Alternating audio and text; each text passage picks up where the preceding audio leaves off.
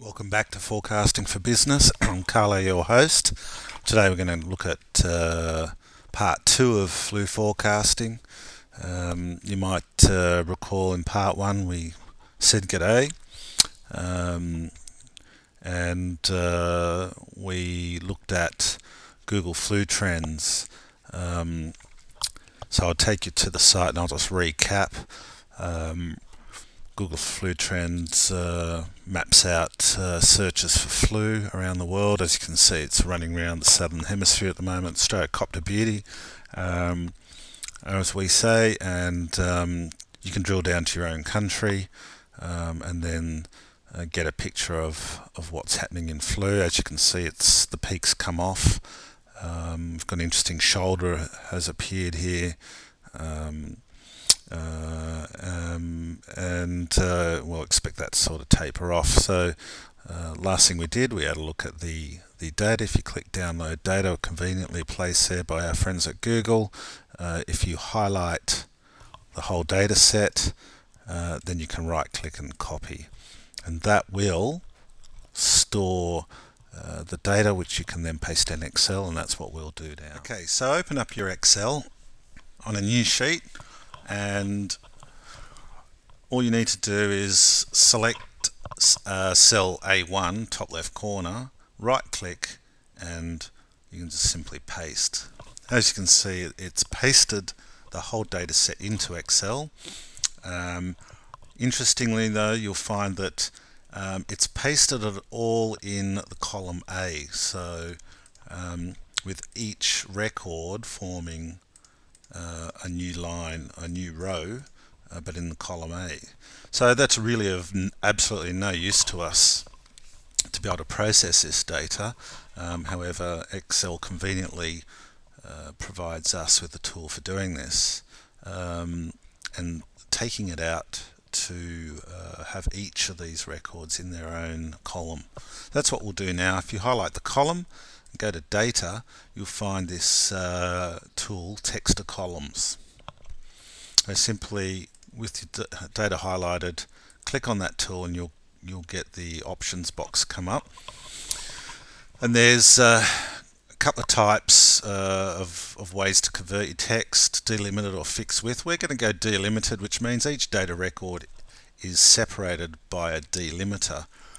And these are, in our case, as you can see from the records, separated by a comma. So click next, and you'll have the options here. You can just click on comma, and as you can see in the display box, you can see it's split out, and that's how you can just double check that everything's come out correctly. Then once you're happy with that, click next, and you can then further select a data format, which we'll do for the first column. We'll just call it a date field, which it is, and then finish, and there you go. You can see now that the data has been split into each of the columns, with the national numbers for Australian column B, and then each of the states and territories of Australia further along in the column list. You can see as I zoom out and scroll down, we've got quite a few records. We actually have 344 records, and we will now use those to start to develop a picture of what a flu season looks like. Easiest thing to do initially is let's chart this. So simply you need to insert a line chart, and just very quickly you can see the Australian pattern of flu searches, and there's straight away we can sort of start to look at, well, what's going on here. You can see 2006 mild, a big peak in 2007 and 2008, and then 2009, which is interestingly the swine flu season, wasn't as severe as far as searches, and we're back here again with quite a strong response to the flu season for 2012.